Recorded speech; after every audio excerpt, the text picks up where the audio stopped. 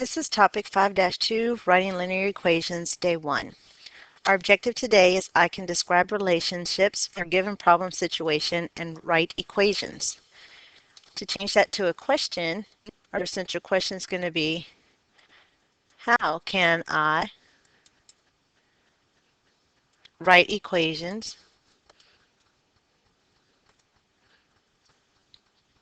to describe relationships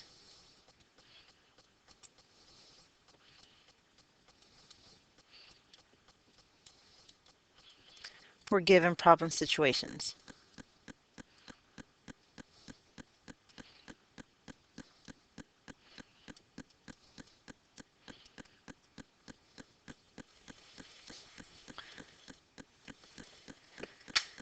By the end of this lesson, you should be able to answer that question.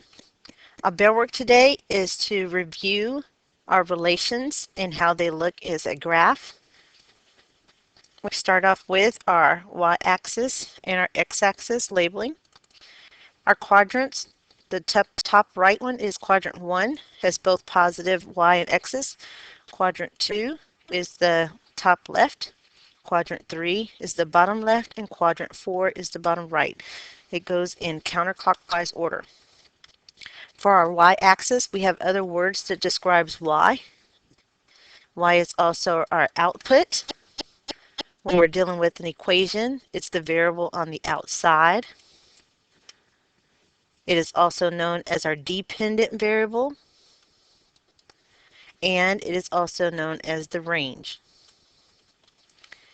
Our x's are known as our input in an equation. This is on the inside of the equation.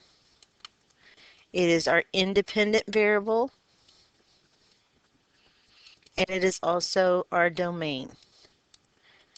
Remember, with the x, it has the INs in every single word.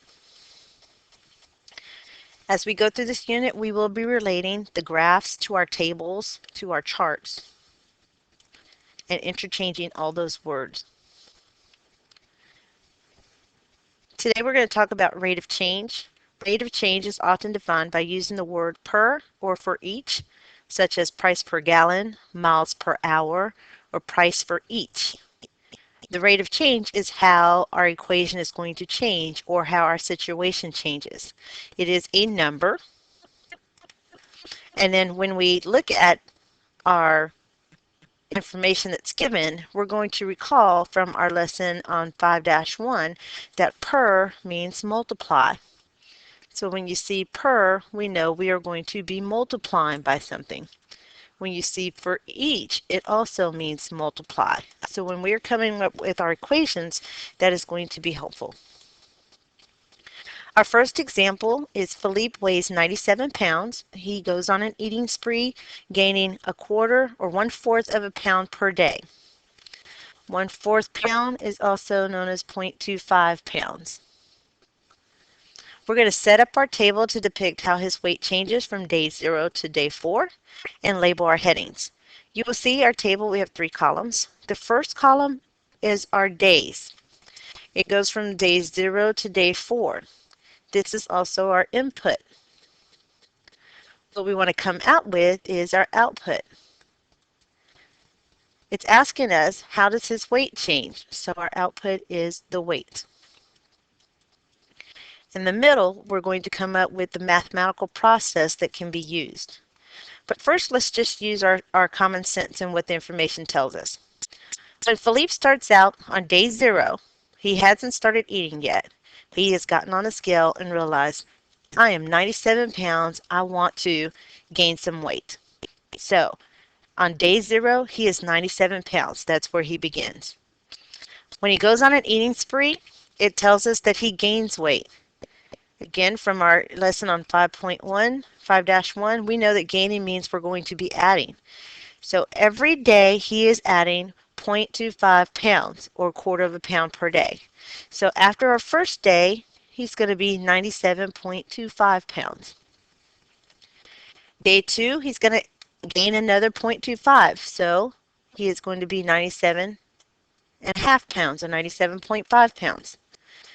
On day 3, he's going to gain yet another 0.25 pounds, so this now is 97.75 pounds. And on day 4, he's gained yet another 0.25 pounds. He is now 98 pounds. So it took him 4 days in order to gain a full pound. We can continue this process, adding a quarter of a pound every single day. However, if I was to ask you how much does he weigh after 100 days, you would have to list 100 items down the side in order to figure that out. So we want to figure out, is there a simpler mathematical process that we can use so that we can use this equation or use this in order to find out for a really high number of days. So let's go back to the process. Day 1, he starts off at 97 pounds. This is what he begins with. So in our process, we're always going to start off with, what does he begin with? We notice that he is gaining weight. All our weights are getting bigger, so that tells us we are definitely going to be adding to that beginning weight. And then if I look back in the information that's given, it tells us he's gaining weight at a quarter of a pound per day. So we know he is going to be adding a quarter of a pound, and I'm going to put that as 0.25, and then it says per day. We talked about before how per means multiply. So we're going to multiply that 0.25 by what comes after it is day. We're going to multiply 0.25 by the number of days. That means on day 0, this is 97 plus 0.25 times 0 because it's day 0. And when I put that in my calculator, it does come out to be just 97 because 0.25 times 0 is 97. After day 1, we have 97 plus 0.25 times 1. There's only one day that has passed, and we do get 97.25. After 2 days, we have 97. It's where we began, but now we have 0.25. We're going to multiply that by 2. 0.25 times 2 is 0.5. Added to 97, we have 97.5. After 3 days, we have 97 plus 0.25 times 3, which gives us 97.75. And after 4 days, 97 plus 0.25 times 4 will give us 98 days. So we started with 97. We're adding a quarter of a pound every single day, and 4 days have passed, gives us 98. Part C asks us to write an equation that could be used to determine his weight W after D days. So his weight is W. I'm going to go back up to my chart and say this is W, and days is D. This is telling me that my output is W, my input is D. So if I input a D into my chart using the process, he began at 97 pounds, and I'm going to add 0.25 pounds times the number of days, but I don't know what that is. It's a D. This will give me my output weight. So our equation that we can write is W equals 97, that's what we began with, plus 0.25 tells us how much it changes, and it's changing by day. In our equation, we want to look to find out what is the dependent variable.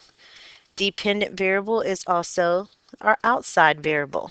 If I look at the equation, the letter that's on the outside all by itself is the W, and W stands for weight. Although the question wasn't asked on here, but I think it's a very good question. What is the independent variable? The independent variable is on the inside. Again, if I look at my equation, I can see what's on the inside is the D. So D is my independent or my days. I could also use my chart, knowing that my output is my Y and my dependent. I can look at my chart and see that's W, or that my input is my inside and my independent, and that is D because that's what we went in with. Part E is how long will it take him to reach 160 pounds? They're giving us 160 pounds. You have to ask yourself, what does that represent? Does that represent the number of days, D, or does that represent his weight, W? 160 pounds does represent his weight. So they're telling us the weight, and they're telling you the weight is 160 pounds. What we're trying to find out is how long does it take? That's the days. Knowing that W equals 160, we'll go back to our original equation that we wrote. And for W, we're going to put in 160. Everything else stays the same. So 160 equals the 97 pounds he started out with, plus 0.25. That's the quarter pound that he changes per day, so that's our rate of change. And then per day tells us we need to multiply it by the number of days. In order to figure out how long it takes, we are now going to solve for D. If we refer back to the flow chart, we'll follow those same steps.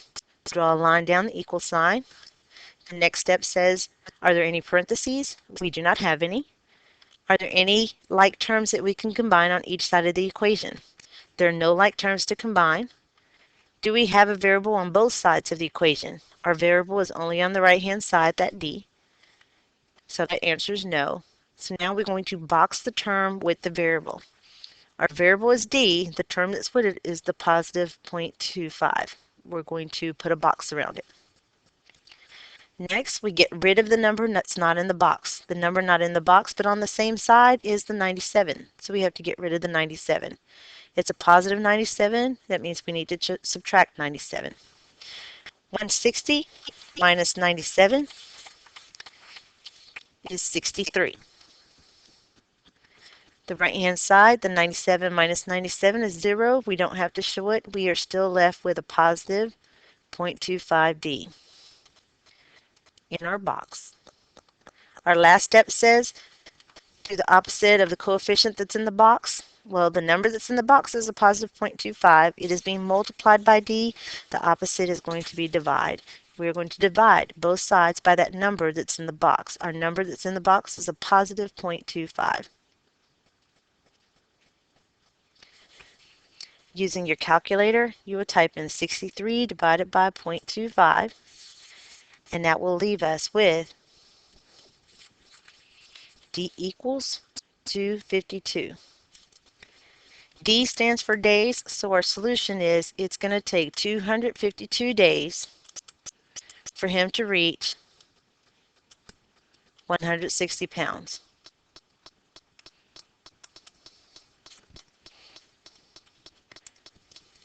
Example 2, Jesse is in a rowboat on a lake. He starts back towards the dock, which is 800 yards away. He rows at a rate of 500 yards per minute. Set up a table which depicts how his distance changes from minute 0 to minute 3, and label your headings. It says set up a table to depict how his distance changes from minute 0 to minute 3. We'll look in our table and see our minutes are listed 0 to 3. So our last column then has to be how his distance changes. Our distance is how far he is from the dock.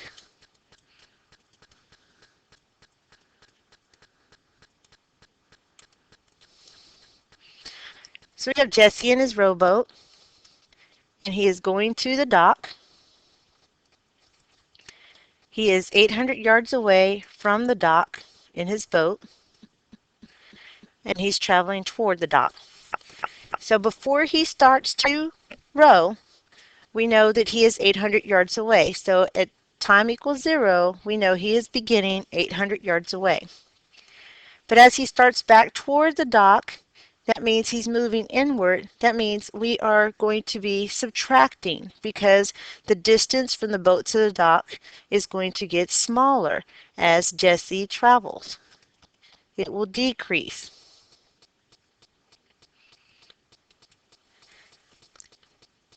The other information that's given is that he rows at a rate of 50 yards per minute. So after the first minute, we know that Jesse has gone in 50 yards. Initially, he is at 800 yards. So after 1 minute, he goes in 50 yards. That means he's going to be at 750 yards from the dock. We go another minute, he's gone in another 50 yards. That's 700 yards. And after the third minute, he's gone yet another 50 yards, so that's 650 yards. Again, we can use that if we have small numbers, but if I asked how far has he gone after 125 minutes, we do not want to list out 125 things. So let's figure out the process. we start with our beginning. He begins 800 yards away. We know that he is rowing toward the dock, so that 800 yards is getting smaller. We can also look at the distances that we see in the last column.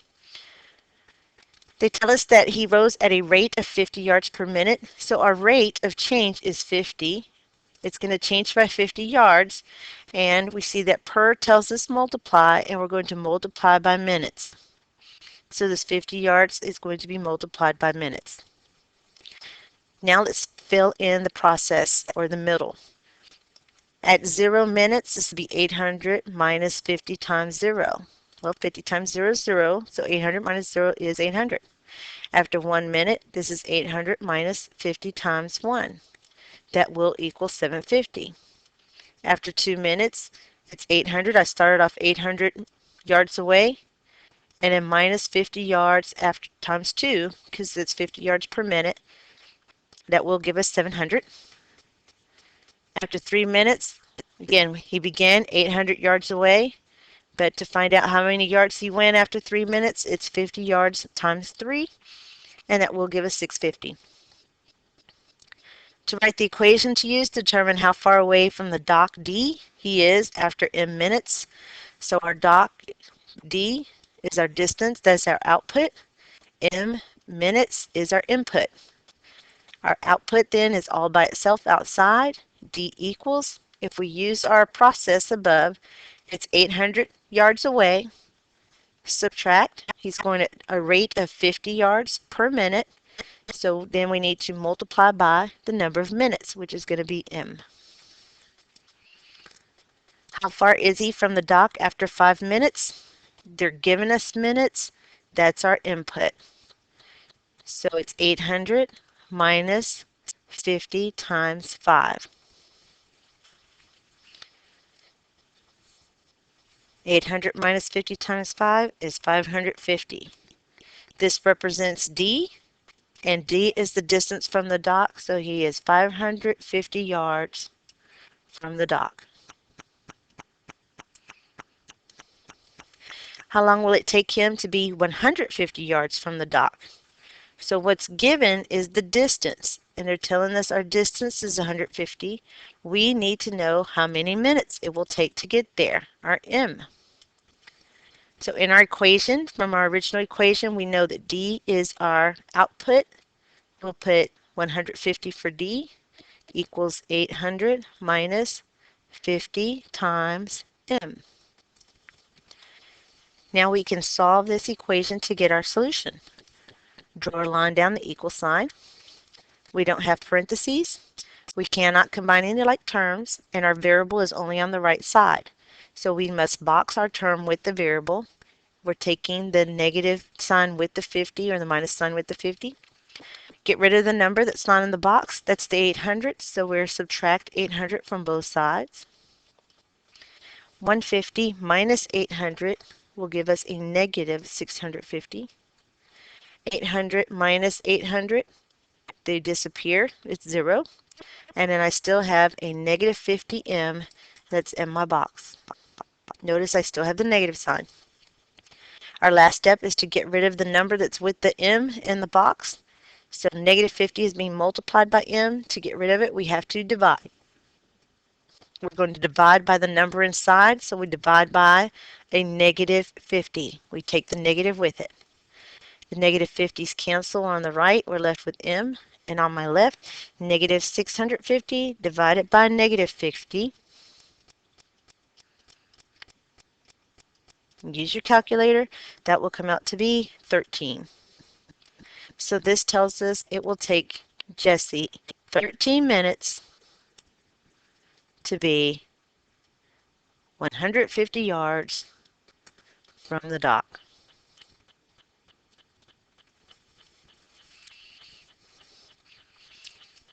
And he's still not there. Our last problem is example 3. Charlie wants a chocolate milk and donuts before he goes to school. Shipley's Donuts charges $1.50 for chocolate milk and $20 for each donut he buys.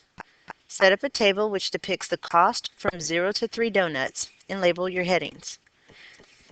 So we set up our table. We're finding the cost from 0 to 3 donuts. 0 to 3 donuts. We know we're dealing with 0 to 3 donuts, so our first axis, or I'm sorry, our first column are our donuts. And then we also want to find out how much it costs, so that tells us that's what our last column is our cost, or our output. So Charlie wants chocolate milk and donuts, and tells us we're going to be adding together.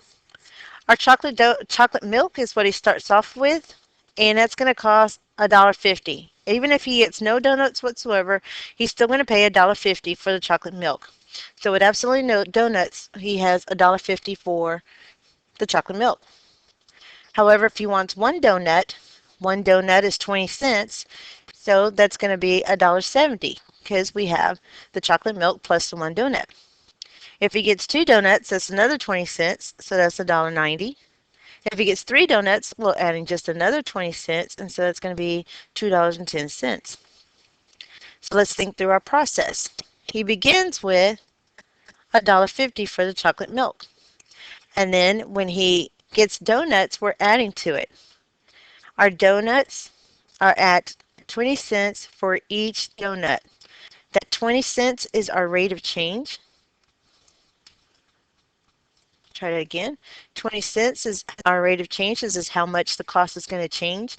And it's going to change for each. Each tells us multiply donut. So it's going to be 20 cents times the number of donuts. Let's check it. He began with the chocolate milk for $1.50, but we have no donuts, so 20 times 0, there's no donuts, no extra cost, it is $1.50. For one donut, we have the $1.50 for the chocolate milk, and then 20 cents, and we're buying one donut, so 150 plus 20 cents is 170. For 2 donuts, we have the chocolate milk is what we begin with, and we're adding 20 cents for each donut, and there's 2 donuts, that does give us $1.90. And then for 3 donuts, we have $1.50 plus $1.50 for the chocolate milk, 20 cents now for 3 donuts. That's a total of 60 cents. So 150 plus 60 cents gives us $2.10 as a total cost. To write the equation that could be used to determine the total cost is C, that's our output. D is our input. So if C is our output, it's on the outside. It's going to be equal to, let's use our process, $1.50 for the chocolate milk, plus 20 cents for each donut. Each tells us we are multiplying, and we're going to multiply by the number of donuts. Part D, how much will 4 donuts cost? Remember, he wants chocolate milk. So 4 donuts, I can do a couple things. I can go to my table and say, hey, with 4 donuts, I know I'm just going to add 20 cents more, and it's $2.30. Or I can use my equation. 4 donuts represents the number D. And so I can put it into my equation. The cost is going to be $1.50 for the milk plus 20 cents for each donut, and there's 4 of them, so I'm going to multiply by 4. And that is $1.50 plus 80 cents, and that does come out to be $2.30. Is how much it would cost for 4 donuts and his chocolate milk. Part E says to find how many donuts can be purchased for $3.90 with his milk. So what's given is a cost of $3.90. What we want to find out is the number of donuts. Our unknown is D. So for cost in our original equation, we're going to put in $3.90 for C equals to 150 plus 0.20 D. Let's solve. Draw our line down the equal sign. There's no parentheses. We cannot combine like terms, and our variable is only on one side, so we can skip the next 3 steps. Now we'll box our term with the variable. We'll take the plus sign with the 0.2. Get rid of the number that's not in the box that's on the same side. That's the $1.50, so we'll subtract 150. Make sure we have our decimals. 290 minus 150 gives us 240. 150s cancel each other out. We're left with a positive 0.20 D. that it's in our box. Our last step says get rid of the coefficient that's in the box. So that's the 0.20. It's being multiplied by d, so get rid of it. We have to divide by. We're going to divide by the number inside. That's dividing by the 0.20. 240 divided by 0.20 is 12, and that gives you what d. D represents the number of donuts, so he can get 12 donuts with milk for $3.90. The last thing you should do is to summarize your learning, and that is going to answer our initial essential question. The question that we asked, let me go back.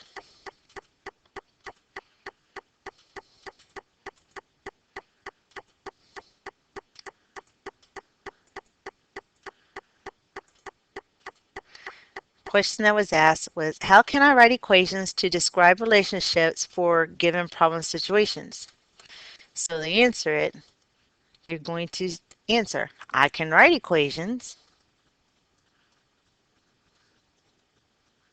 to describe relationships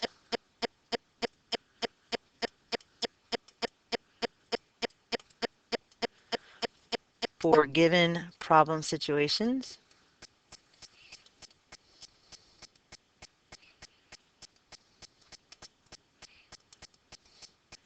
by, and then what did we do?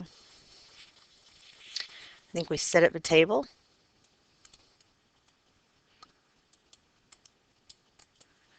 We figured out the process.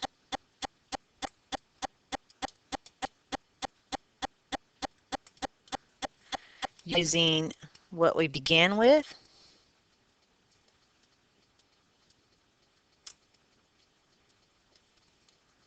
And how it changed.